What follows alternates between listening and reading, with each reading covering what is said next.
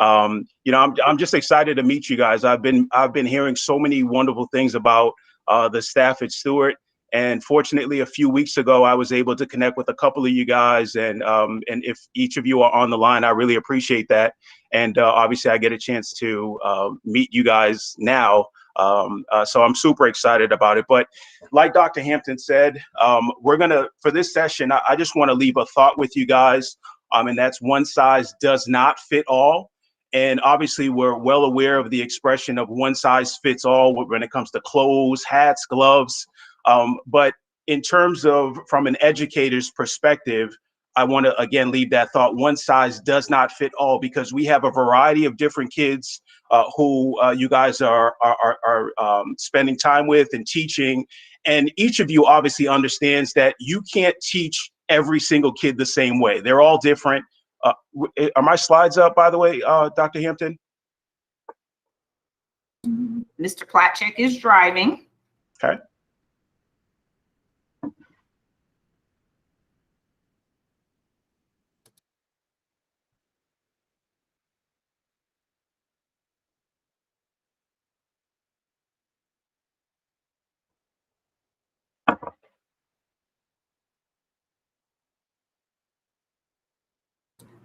All right, I'll give him a minute to go into presentation mode.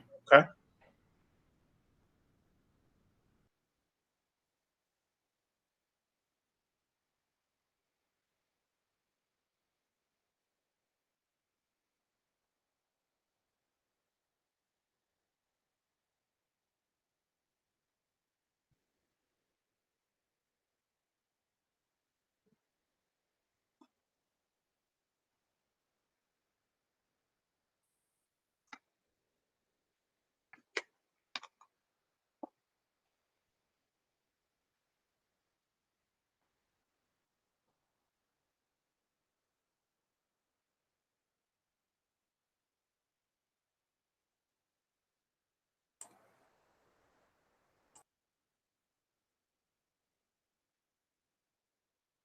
Awesome.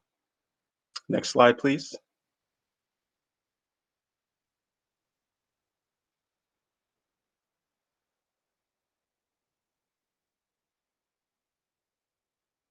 Awesome.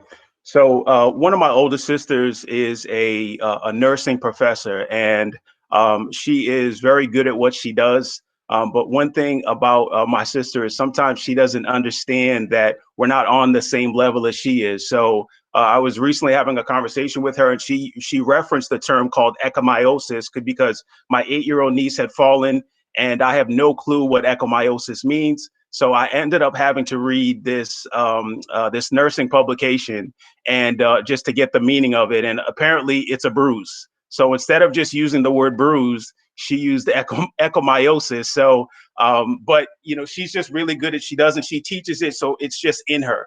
But within that publication, I came across a quote that really stuck out to me, and I really felt like it sort of fit the educator's perspective, where it said that, and it was from a gentleman by the name of Dr. Nahid Dosani. So he's a palliative care physician, and for those who aren't aware, I didn't know what it was, but it's basically a hospice care physician. And he basically said that equality is giving everyone a pair of shoes, while equity is giving everyone a pair of shoes that fit. And so obviously each of us understand the importance of equality from like a societal perspective, but in education, we also understand there can't be equality when it comes to the amount of time we're spending with students. We obviously understand that there are students who are a little bit more advanced than others. And so I don't want you to focus on from an equality perspective per se, but I want you to focus more on moving forward from an equity perspective, where we understand that we have to give certain students a certain amount of time, a certain amount of attention, just because, again, all students aren't on the same level. Okay, so next slide, please. Okay, so what are our objectives today? Obviously, none of you guys know who I am, of course, and so I think it's important for me to let you know a little bit about who I am. Again, my first name is Philip. My last name is pronounced Yancithe. It's a challenging name, but it's easier than it looks. We're also going to talk about the process towards success, the importance of vision, how vision can affect change and growth. And then we're also going to talk about the keys to success in a school setting. And then lastly, we're going to discuss different ways to promote vision and unity. Next slide, please. Okay, so I'm the founder of a company called the Fulfill Company, and we are an empowerment company. So our core areas are in personal development, professional development, and life coaching. I have more than 10 plus years working with young people in various capacities. In the past, I've served on the boards for a few nonprofit organizations, most notably one organization called People Building People, which it's a youth empowerment company. And what we do is we basically empower young people in the city of Chester. Obviously, we're well aware of the homicide rates and in Chester. So we spend a lot of time empowering young people at a young age so that hopefully they develop personally and get to a point that when they get older, they're not getting in situations that they're unfortunately getting themselves into, which obviously leads to violence. Also, I've sat on the board for an organization called Wesley Proctor Ministries, and what their focus was basically providing graduating high school seniors with book stipends to be able to go to college. And then currently, I sit as the chair for an organization called Guidance Stars. And what we do, we're also a youth empowerment company where we work with inner city adolescents, and we provide them with resources to help them in different areas. So health and wellness, sex education, career readiness, and also juvenile justice. So I've been working with young people a really long time. And just so you know, I'm a big sports guy. To me, sports is the most powerful thing because it's the ultimate unifier. It's the only event where you go someplace and you don't know who someone is, but yet you're hugging them, you're high-fiving them, you're talking to them as if you've known them forever. So it's the ultimate unifier. But what's great about sports is there's so many things that sports teaches you. It teaches you teamwork. It teaches you the importance of sacrifice. It teaches you about humility. It teaches you about respecting others, discipline, focus, work ethic, and so much more. So we're gonna talk about sports. And if you're not necessarily if you're someone who loves sports, you're gonna love this presentation. If you're someone who doesn't love sports, I can almost guarantee you that afterwards you're going to see sports differently, and I believe you're going to like sports a little bit more after that. Okay, so my personal story: I was born from two Haitian immigrant parents. They came here in 1962 for a better life.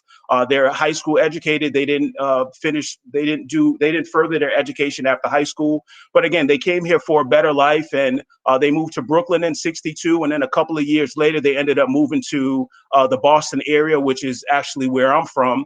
And something happened to me at the age of 13 that completely shifted and changed my entire life. And what happened was my father died at the age of 42 of a heart attack.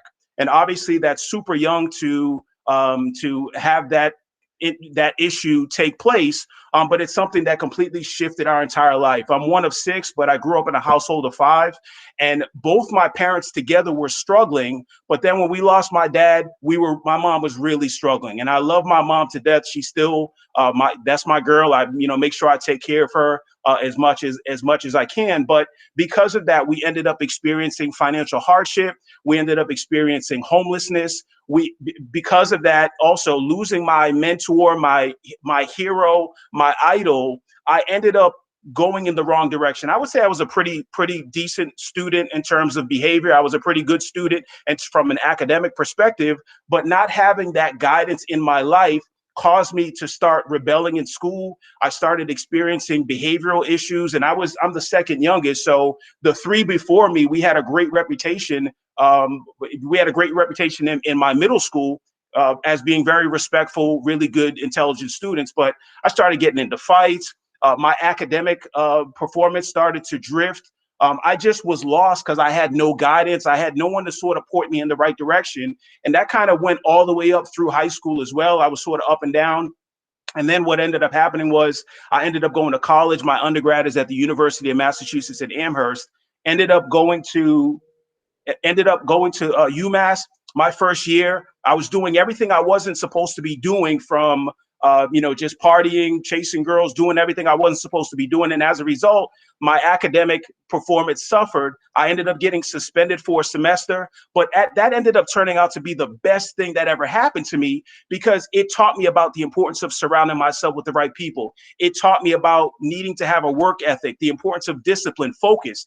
And as a result, all of that fast forwarding, I ended up going to Villanova to pursue my MBA, and I was able to achieve a 3.8 GPA with a focus on strategic management and analytics. So the reason I share that with you is when I speak to young people, I always want them to understand a lot of the challenges I've dealt with, because I think a lot of times, as each of you are well versed on, a lot of times they feel like they're alone. They feel like when they're the only ones that make mistakes, they feel like they're the only ones that don't do well in school. And I've decided that I was going to be very transparent, because yes, I can sit up and try to impress them with all my accomplishments, or I can make an impact in their lives by letting them know all the mistakes I've made, so they understand that the fact that I've had these accomplishments doesn't make me any better than them. I'm just like them. And it's to inspire and motivate them that if Mr. Phil can become successful, then guess what? You could become successful. I came from a poor background. I came from a household with two immigrant parents who, don't speak really good English. I came from very similar backgrounds to them, and they need to understand that.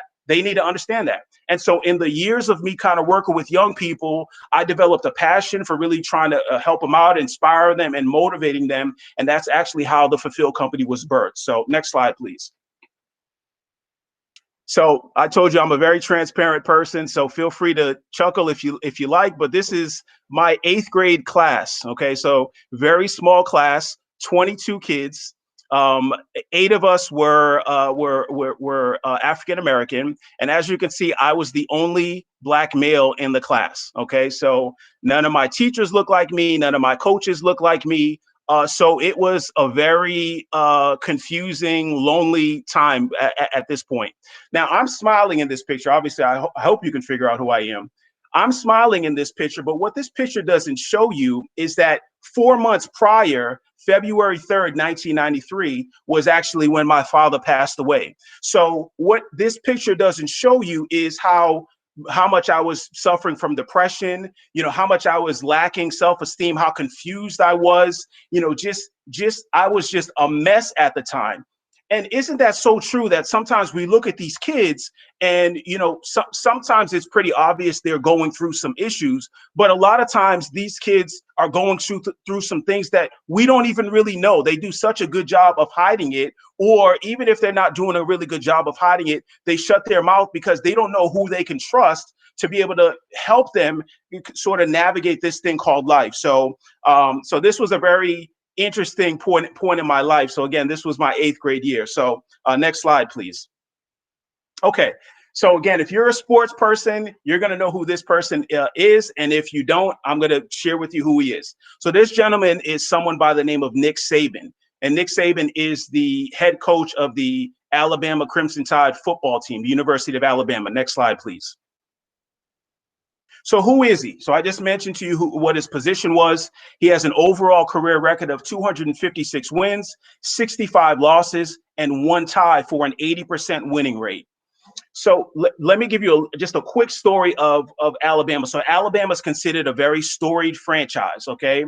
And what happened was they were coached by, Ed says Roll Tide. So they were coached by a gentleman by the name of Paul Bear Bryant. Okay, now I'm not going to go into who he is, but just understand that he's arguably considered the greatest college football coach of all time. So he coached from the 50s up until 1982 before his untimely passing in 1983. So Alabama, there's a standard. So Alabama went through a period of time where there was a lot of inconsistency, where they were, 500 seasons. It wasn't to the standard that Paul Bear Bryant had set for themselves. In 2007, they ended up hiring Nick Saban. The 10 years prior to Nick Saban's arrival, Alabama was 67 wins and 55 losses. They had a 55% winning rate. Since Nick Saban has been there, in the 14 years he's been there, he has a career record of 165 wins and 23 losses for an 86% winning rate. So a 31% increased winning rate since Nick Saban's been there. So some of his accomplishments, he's a 7-time national champion.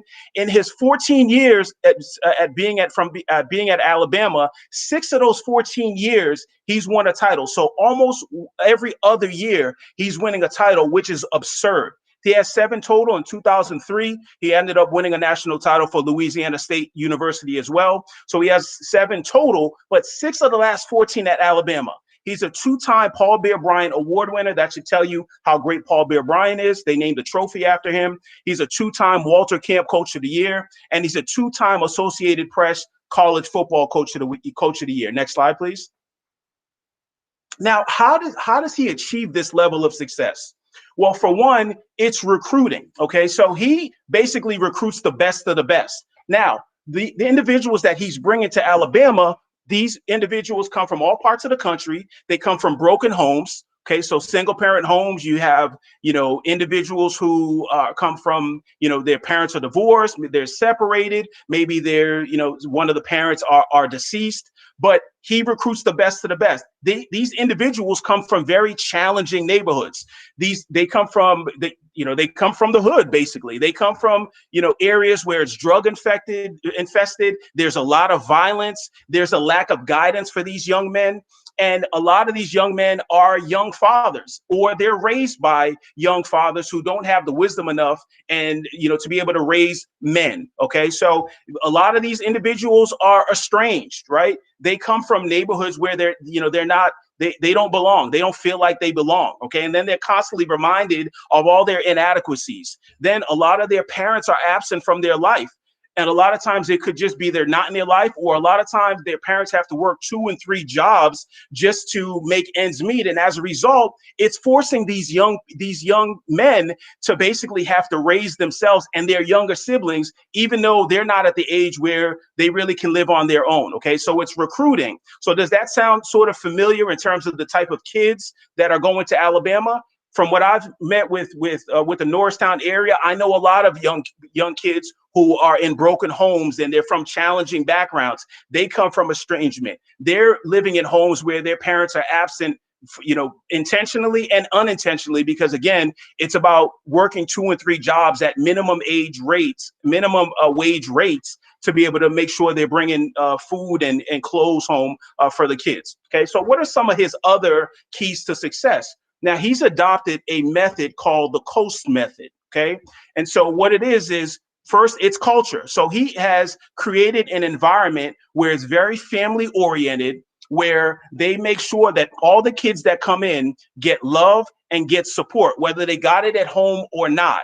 Then he's giving these kids opportunities to obviously come to the University of Alabama for not just football. More importantly, he's giving these kids opportunities to get free rides to come and get an education. And many of these kids come from backgrounds where they're the first generation, where they're the ones who are the first ones who have the opportunity to go to college. Okay, so he's giving them opportunities.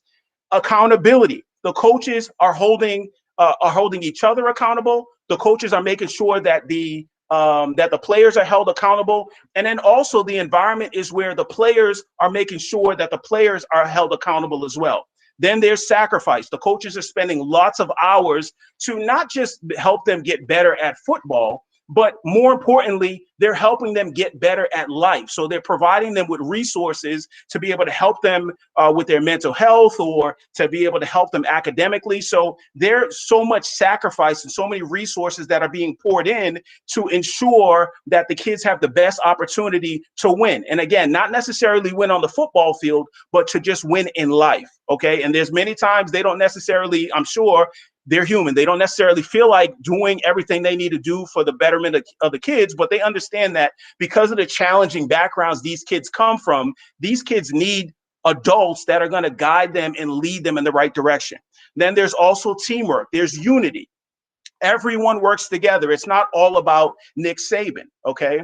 So it would basically be, again, the coaches are working with the coaches are working with the players. And then again, the players are making sure that they are holding each other accountable as well. So there's one vision and there's one mission. Okay, so all of these are definitely contribute to their success. But I believe the major reason why they've had some success, which is what this presentation is really going to be based on.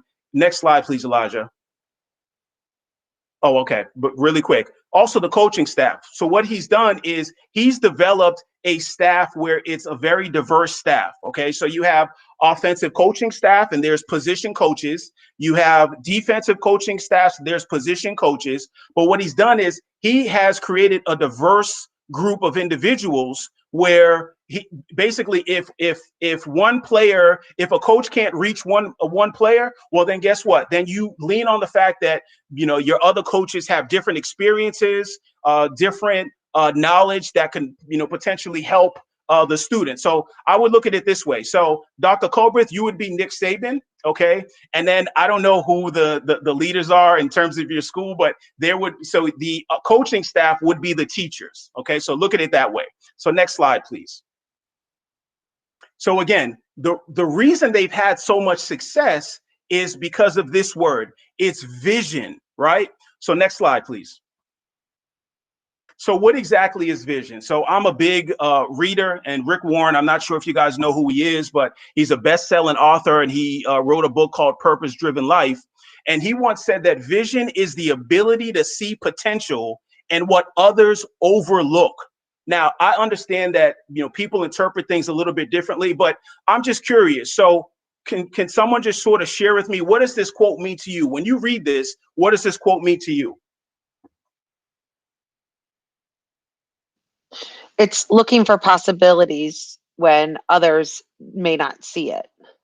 Oh, Elizabeth, it's so true, right? Because I think a lot of times we look at the exterior, we look at the fact that, you know, a kid may have behavioral problems, or, you know, maybe maybe they might have an accent, or maybe we look at their appearance a lot of times. And what we do is we make a mistake that we don't understand that there's potential in that individual, and we have to look past the challenges they may show us to see the potential. So that's vision. Now, my second question is, how can a vision affect change and growth? So I'm going to ask again, how do you guys think a vision can affect change and growth? Maybe because you're looking for that diamond in the rough. You're looking for those latent skills that are already there that other people will overlook, and to try and bring those things forward. Yeah, that's spot on, John. Right. And because of that, you know, if you see those things, then, you know, that's going to, even though the kid may not see it, you're going to work with them. You're going to help them figure out what their gifts are, what their talents are. If they're struggling in certain classes, maybe, you know, you may not necessarily tell them, but you're going to spend more time with that individual because you see possibilities. You see stuff that child doesn't necessarily see. Okay. So vision is powerful. Next slide, please. Okay, so what exactly is Nick Saban's vision? So again, we sort of touched on it. He wants to create the best football program, recruiting the best of the best. So again, some of the players he's using to, or he's helping in order to make Alabama what it is he's using inner city kids. They come from tough environments. Again, drugs, violence, broken homes, everything that we said. He's using these kids. He's helping these kids. Using is the wrong way of saying it. He's helping these kids and letting them know who they could potentially be, whether it's in football or just in life, so they understand, okay, well, you know what? And not only that, but he has to convince the parents as well. The parents understand that if they live in Florida, if they're going to send their child to Alabama, there has to be, you know, I have to trust you. You guys, most of you guys are parents, if not all you guys are parents. You understand you're not going to just you're not going to just trust anyone to take care of your child. You have kids that come from California, and, you know, they come from, the Northeast area. They come from all parts of the country to come to Alabama. So he's recruiting the best of the best, regardless of where they come from.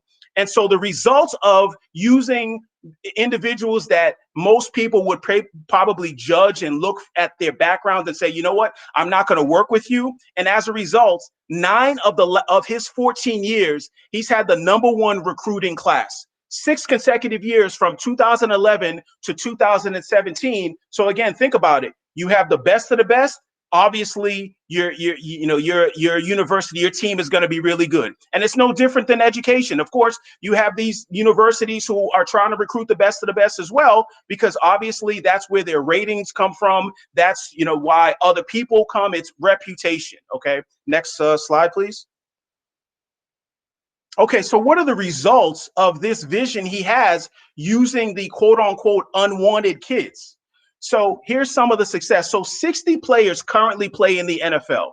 So not that there's been way more that have played in the NFL, but currently there's 60 players from the University of Alabama in the NFL. 33 of those 60 players are first round draft picks. Now you may say, Phil, I have no idea what that means. Well, I'm glad you asked. I'm going to explain it for you. First round salaries range anywhere. So there's 32 teams. Okay. So obviously the higher you get picked, the more money you get. So first round salaries range anywhere from $10 million to $40 million. They also get $5 million to $40 million just to sign their name. Okay. But I don't want you guys to think that this is about football. Okay. But I will say the other thing is, because he obviously understands that everyone's not going to play at the next level. The most important thing, it's education. So he's allowing these kids to come in to play football. Great. If you're good enough to go to the next level, great. But more importantly, I'm going to make sure that I shape you. I help mold you so that you can be successful in life. And that starts by getting your degree, for getting your diploma. So these are the reasons why the kids want to come to University of Alabama. Next slide, please. So you don't believe me? Okay, well, let me prove my point. So Dante Hightower, so currently he is, he obviously went to the University of Alabama. He's currently a linebacker for the New England Patriots. He was a first round draft pick. I told you about the money first round draft picks make. So in his 9 years of being in the NFL, he's made $42 million. He's a 3-time Super Bowl champion. And he once said that, I couldn't stop thinking about how Saban had flown all the way to my small Tennessee town just to watch me practice. He must really care, and he must really, really want me. Think of the impact that kids have when they know you care. So again, it's Alabama, it's Tennessee. I don't know exactly where Dante lives in Tennessee, but I'm assuming it's not, it's not an hour drive. It's hours away. But Saban showed him that he cared, and because of that, he made a decision to come to the University of Alabama. And I want you to understand that's a Division I program, but there are about 130 other Division I programs. And not only that, there's different levels, as each of you guys know. There's Division II, there's Division III. So why did Dante choose, out of the 130 other possibilities, why did he choose Alabama? It was vision. It was the fact that he understood that Nick Saban had a plan for him if he bought into that plan. Next slide, please. So you still don't believe me? Okay. Well, how about Josh Chapman? Josh Chapman's a defensive lineman, or was a defensive lineman for the Indianapolis Colts in 2012 through 2015. He was a 5th round draft pick in 2012. So he only played 3 seasons in the NFL. But for those who are unfamiliar with the NFL, the average salary for a 5th round draft pick is $300,000. He appeared on the cover of Sports Illustrated in 2011. And he once said that you just feel he's got a plan for you, and that he's the guy who will get you to the NFL. And he's got a presence like no one else I've ever met. So again, these are individuals who come from really, really tough backgrounds. But despite those backgrounds, they trust the fact that Nick Saban has a plan for them and can change the trajectory of not just their personal lives, but the entire lives of their entire generation. Again, a lot of their parents aren't educated. A lot of their parents come from difficult backgrounds on their own. And Nick Saban puts them in a position to change not just their life, but their entire family's lives. Okay, next slide, please. Okay, so again, I'm using football, but plug in anything for the NFL. If a kid wants to become a doctor, a kid wants to become a lawyer, an engineer, a teacher, a principal, an administrator, someone in politics, whatever it is a kid wants to do, it's about vision. It's about painting a picture of what their life can be like in order for them to trust you a little bit more. And obviously they trust you a little bit more. It's going to minimize the number of behavioral challenges. It's going to minimize a lot of the just the challenges that cause, just, mental issues, and a lot of the challenges everyone on here is very well aware of. So it's about education. And let me just mention this. So just so you understand the NFL, so there's a little over 1 million high school football players in the US. 6.5% of those high school players will play in college. 6.5%. Only 1.2% of those college level players will get drafted to the NFL. So think about that. Just over 1% make it. So one reason why it's all about education, not about football.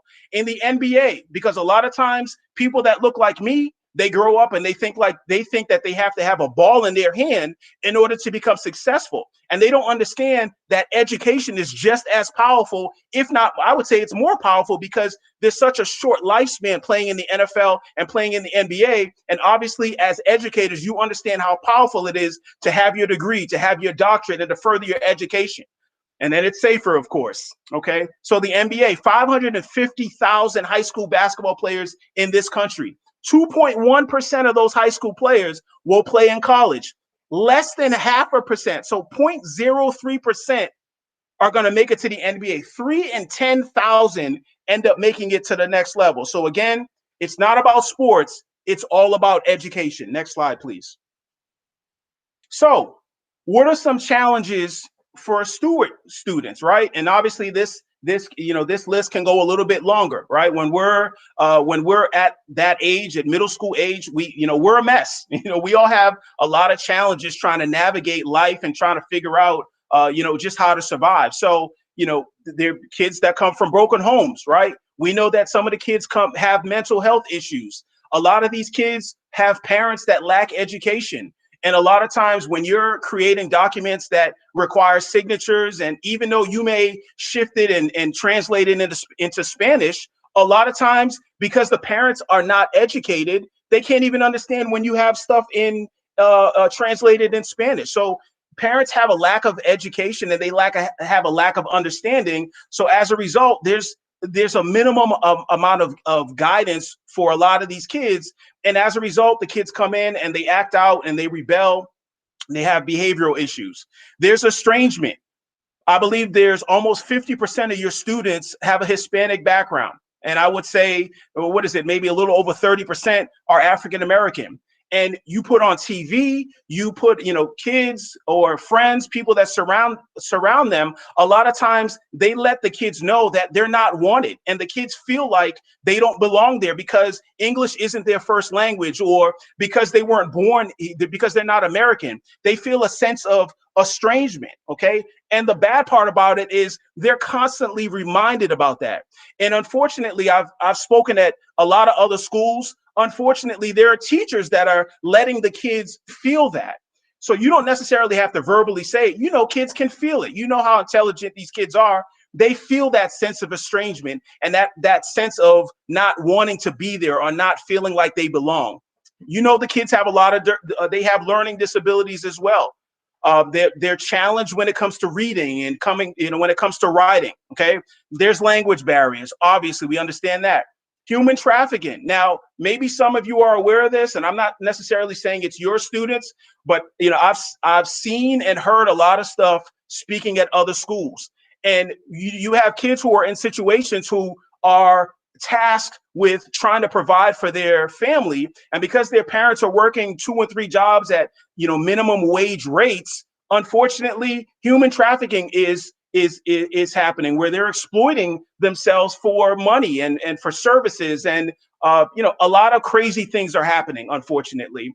And then obviously we're talking about absentee parents as well, which we already discussed. So I hope you can see the similarities between the Alabama players and the students at Stewart as well, so you understand the similarities. Next slide, please. Okay, so my question to each of you is, why are you a teacher? I think a lot of times, first off, this year, I always applaud educators, and I applaud each of you because you have one of the most difficult jobs in the world, zero question about it. There's a reason why a lot of times parents are throwing them on you, so to speak, because they're overwhelmed with their kids. And so you guys have such a challenging job. And this past year, obviously didn't make it any easier. But you have to understand, when you're going through adversity like this past year, what keeps you going is you have to figure out your why. You guys are so educated. You could be doing anything. You could be doctors, you could be lawyers, you could do anything else you want to do. Why are you a teacher? That's not a rhetorical question. I want to ask you, why are you a teacher?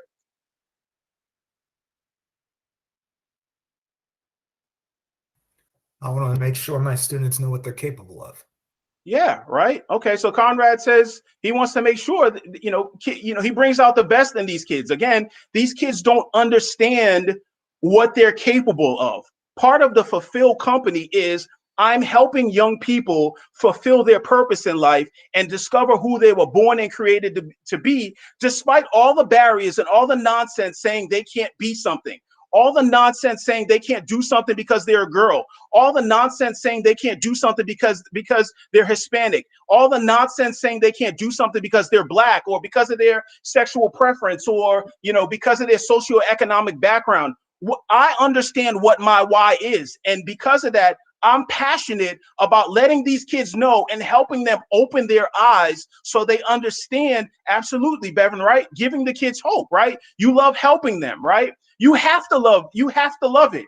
This isn't for the faint of heart. This isn't easy. And I know you guys know that, right? So when you see these kids acting out in school and, they're, experiencing, Matt says, because as a kid, education was my way out. I want kids to know, absolutely, Nancy, I don't want our kids to feel the confusion and lack of success in math that I felt as a student. Nancy, I was horrible at math. I was horrible at math, and it was challenging. It was embarrassing to me that, of course, if the teacher asked you to do a problem in front of the class, and I went to a Catholic school.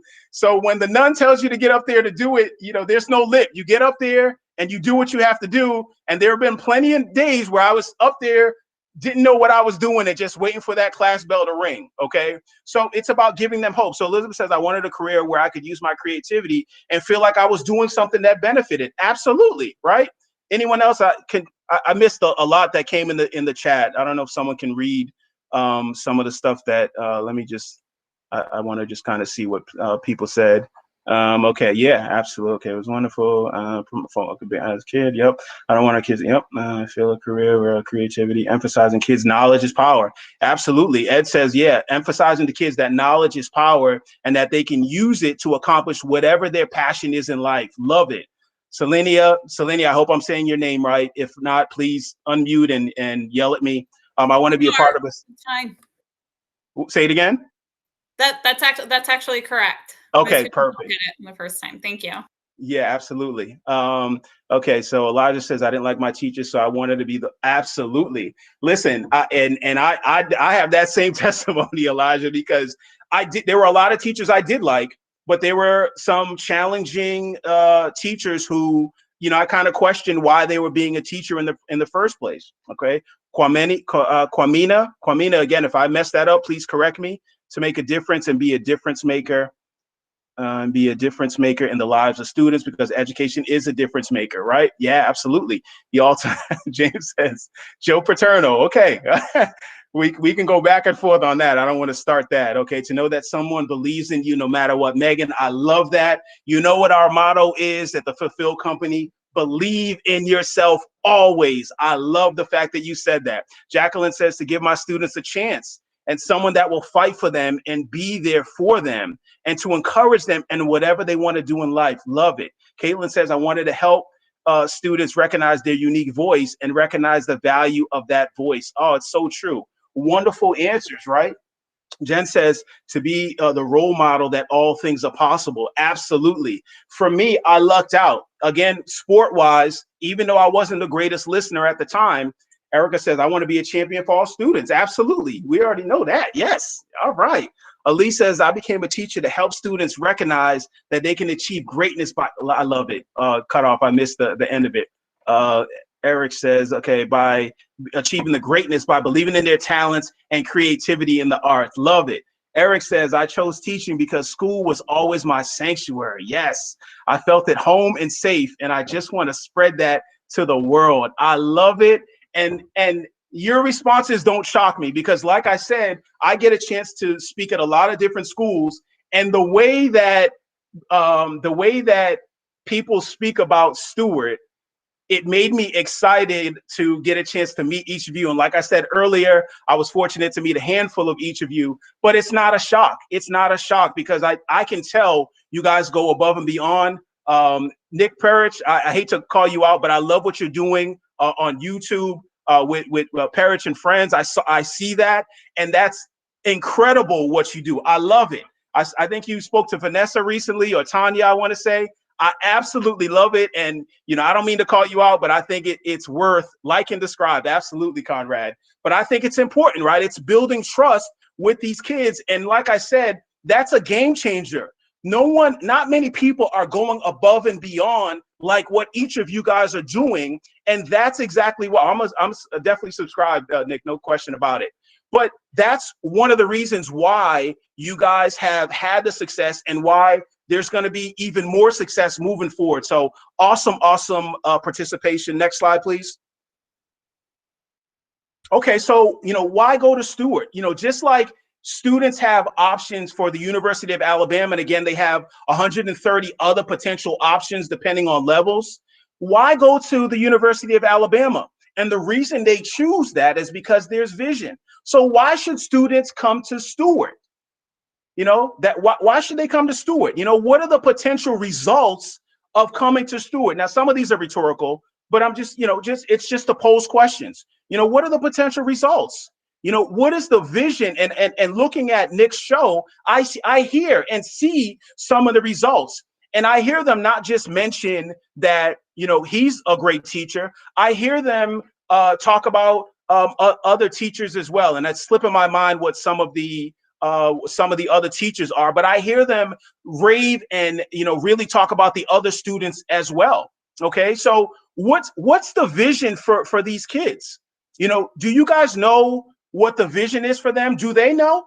That's not a rhetorical question. I'm going to ask you, do you know the vision for these kids? And do you think they know what the vision is for their life?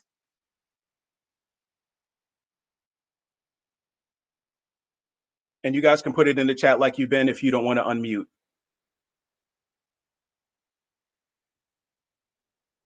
What's the vision, right? Why should they come to Stewart? What's the incentive?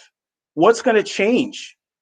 Because it's important for us to use our words. It's important for them to hear it. We have to say it to them. We have to speak into their life. We have to let them know who they are, who they're going to be. We have to believe for them until they believe it for themselves. So Matt says Stewart is a neighborhood school's position to be genuinely equitable difference. Absolutely. Okay, I didn't catch the second part. Difference to be seen, supported, and championed. Okay. We have to let them know that, right? We have to believe in themselves before they even believe. We have to believe for them until they believe in themselves. That's what happened to me. You know, I had basketball coaches, I had football coaches who were telling me everything I could be, but I was so focused on the fact that I had one outfit. I was so focused on the fact that we were on welfare. I was so focused, you know, on the fact that, you know, we didn't have any money, and there were times where, you know, we couldn't go to school because my mom couldn't pay the tuition. I was so focused on what I could see that I really wasn't paying attention to what I couldn't see. I had no imagination. I had no vision at the time. So it was so important for my teachers and my mentors to paint that picture of what the possibilities were in my life. So how are you helping them? I don't need to ask you that question. So our former motto was success is here for the taking. Yeah, the kids can do absolutely. So I love that. Success is here for the taking, right? It's for everyone. No matter what your background is, no matter what your situation is, it's here for everyone. We love and believe in them. And I can feel that, Ashley, and listening to them. And again, watching Nick's show, I can feel the passion they have and the pride they have, you know, that they were able to go to Stewart as well. Okay, next slide, please.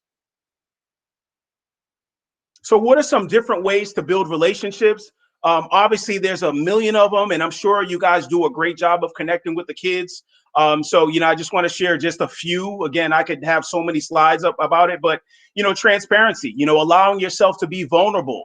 I told you that one of the ways I'm able to connect with kids is I share my flaws, I share my mistakes. Now, I'm not saying you have to put all your business out there, but they do need to understand, I feel like they need to understand that I struggled in school, so that when they're struggling in school, okay, well, it's not the end all be all. If I struggled in school and got to where I am, well, guess what? You can do the same. You can achieve success as well, right?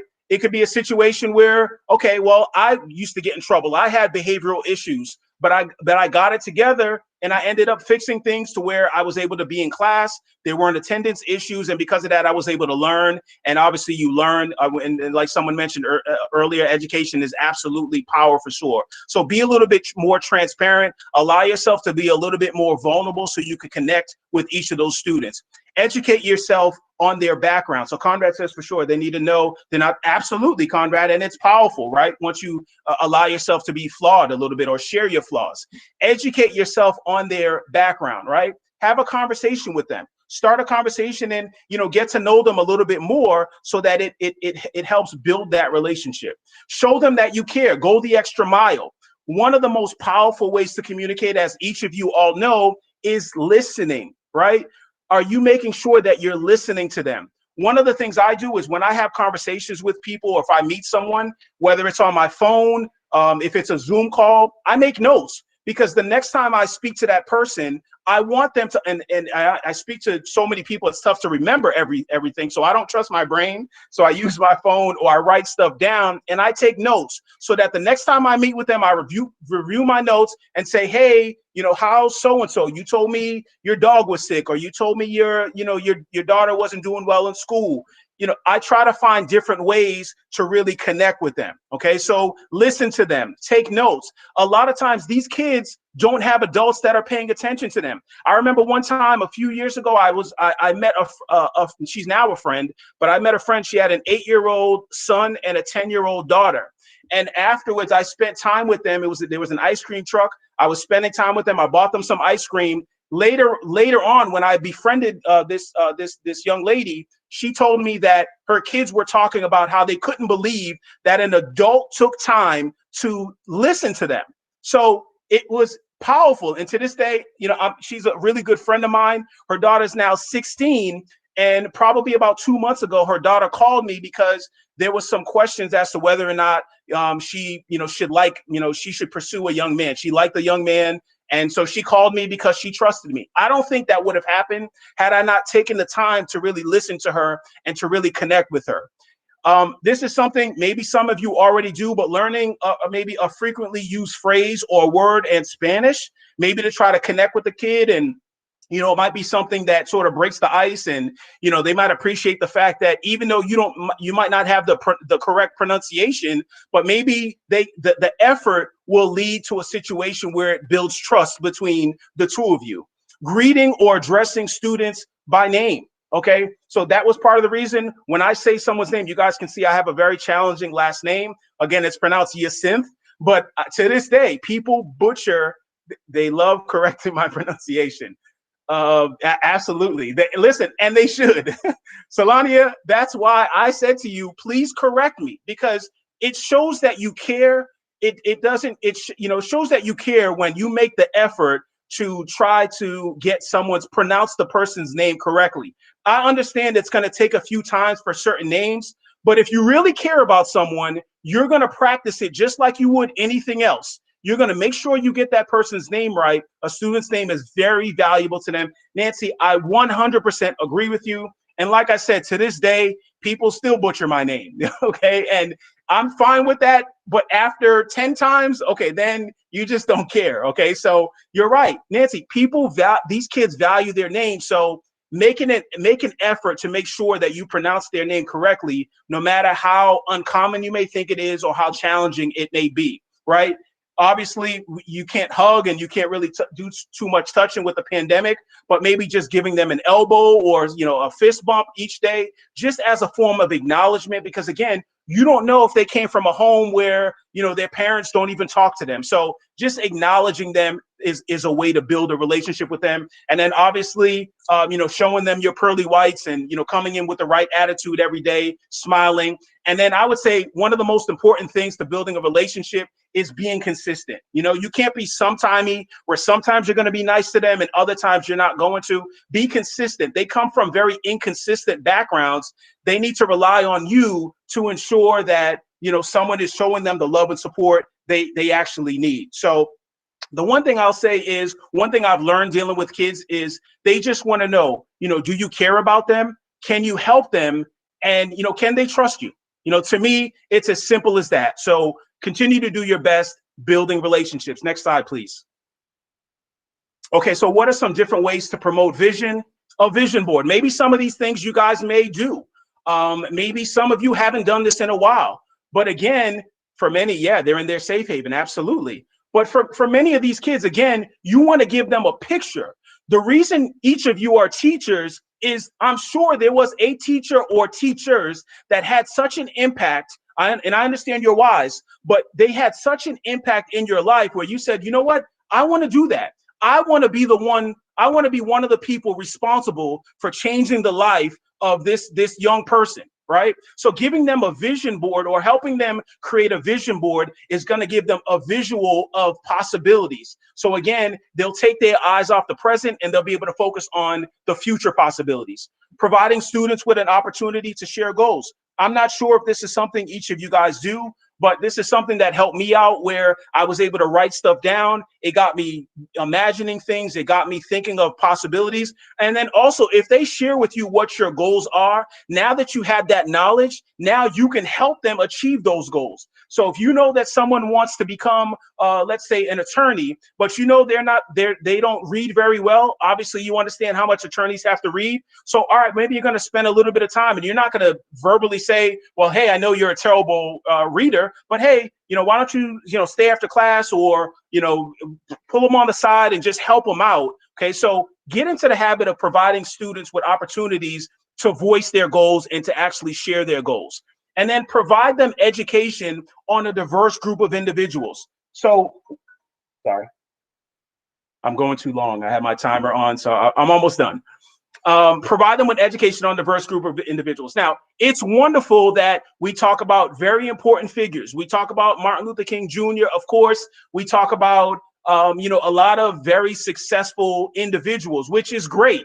But how about diversifying a little bit and sharing, about maybe a Sonia Sotomayor, right? Maybe there's a child in there who wants to, become a judge, or they want to work on the Supreme Court justice, right?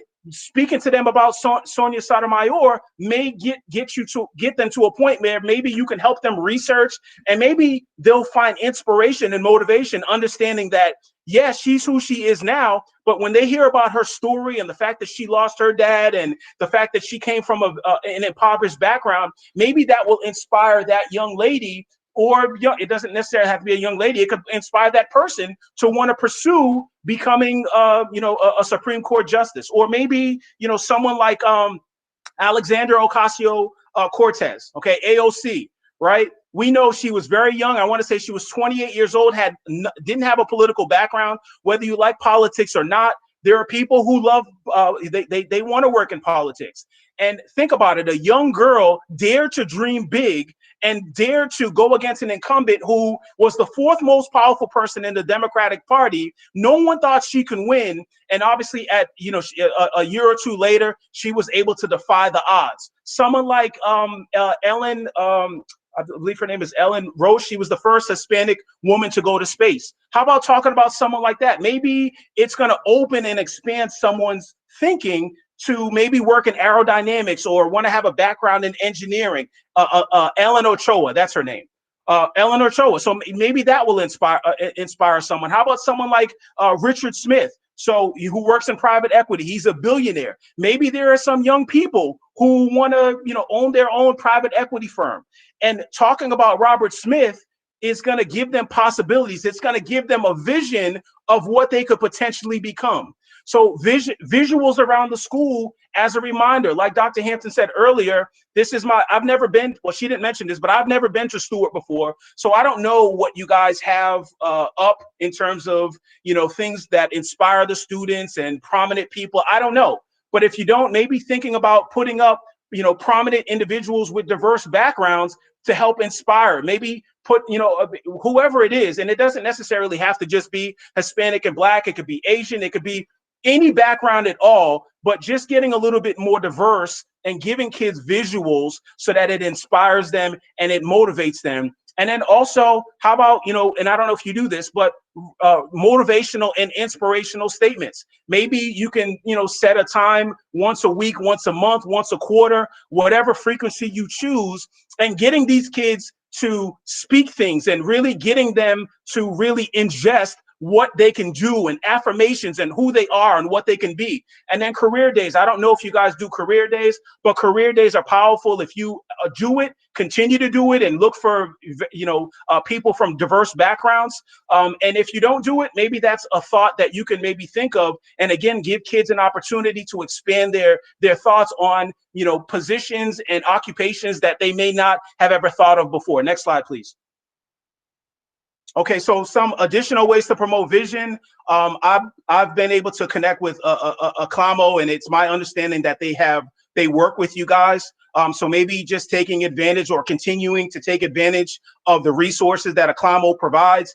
Educational programs, obviously, with nearly 50% of the student population at Stewart having a Hispanic background, looking for different ways and leaning on their backgrounds to help them connect.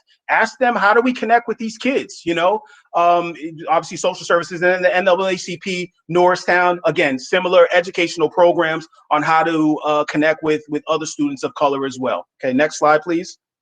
Okay, so some different ways to promote unity. Again, some of these things you may already do, I don't know, but how about remembering kids' birthdays? And I think they can't necessarily tell you their specific birthdays, but how about, at the beginning of every month, you say, okay, well, whose birthday's in April? Everyone raise their hand, and you do some sort of recognition to make them feel special, right?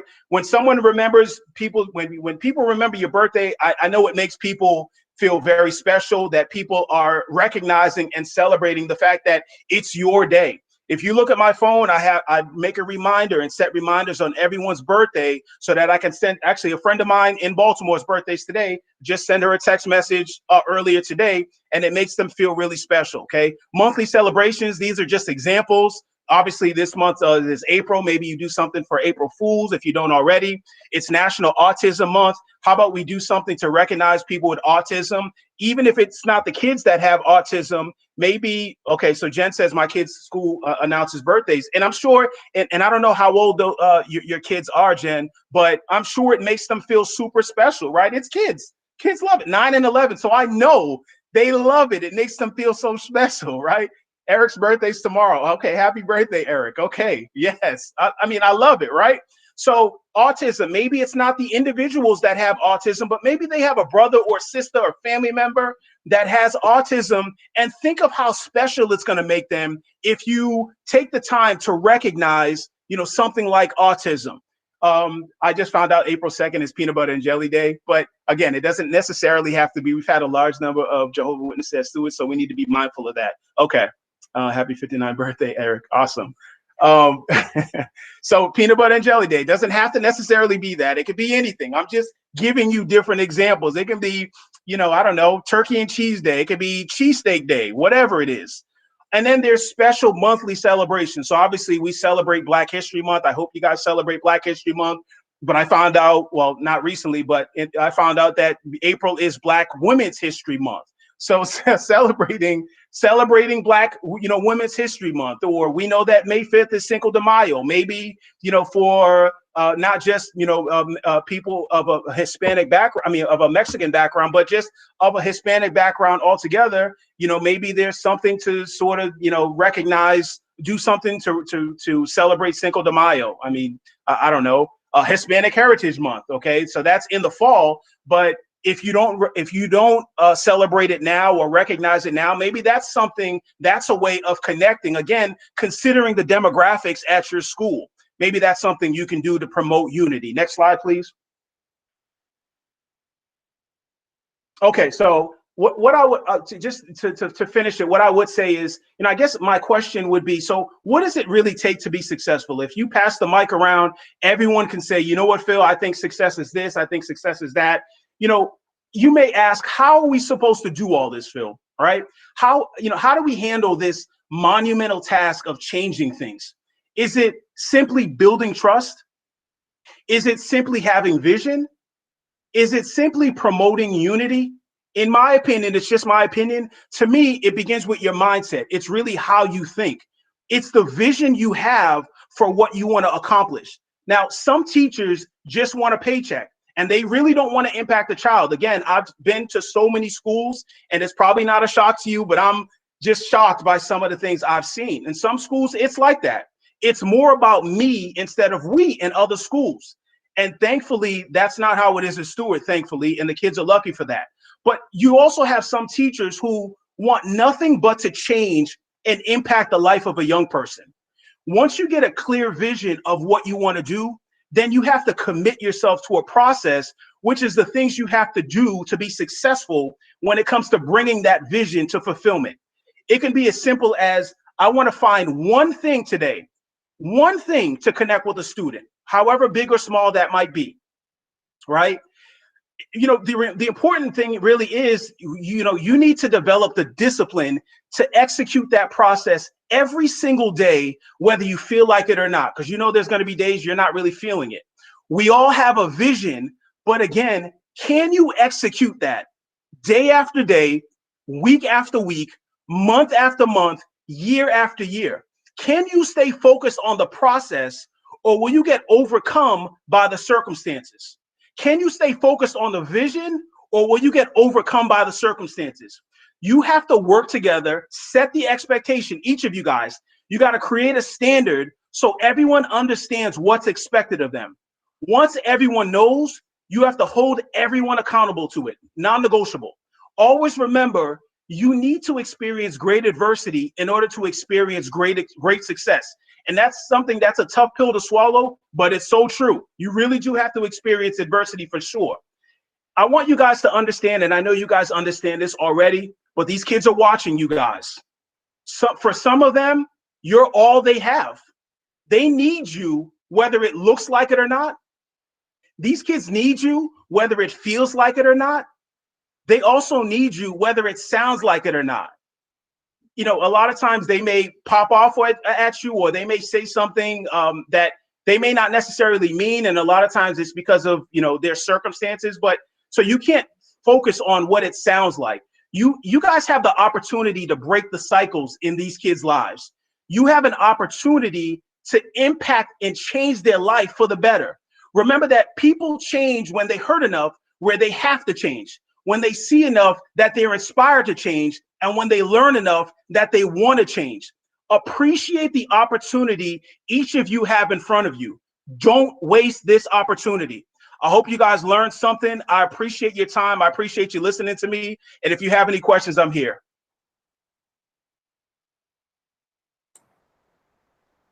Thank you. Thank you very much. Thank you so much, Mr.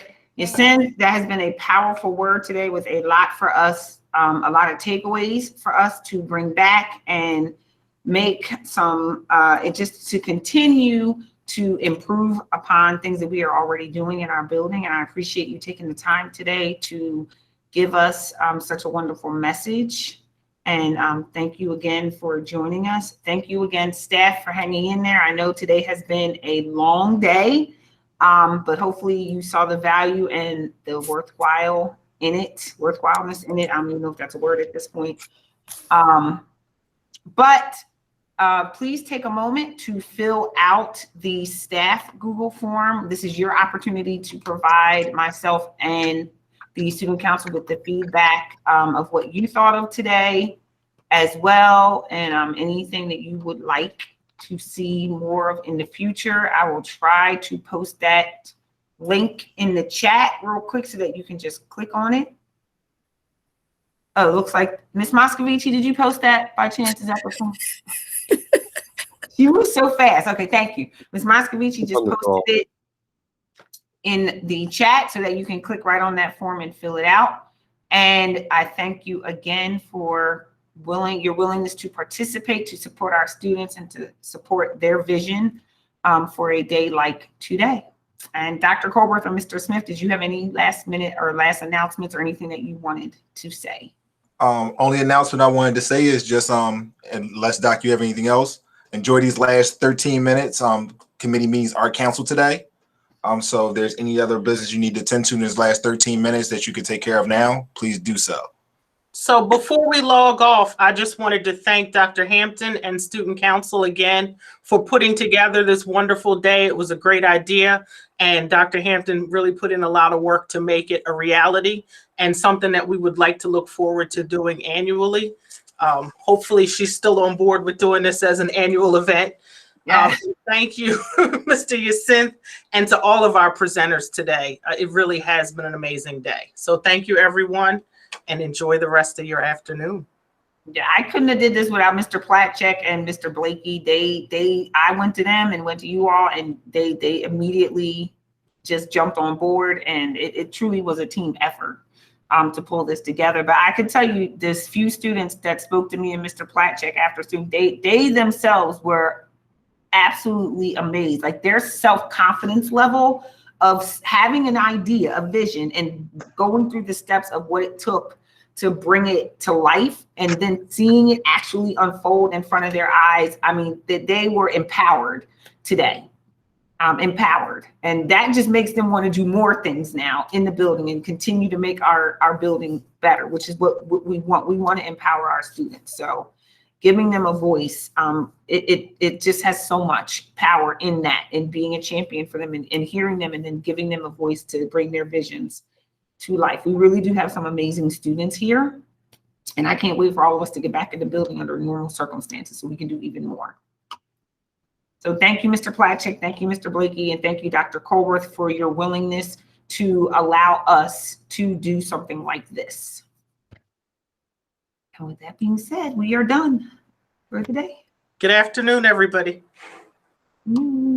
Thank you, Dr. Hampton. Great job.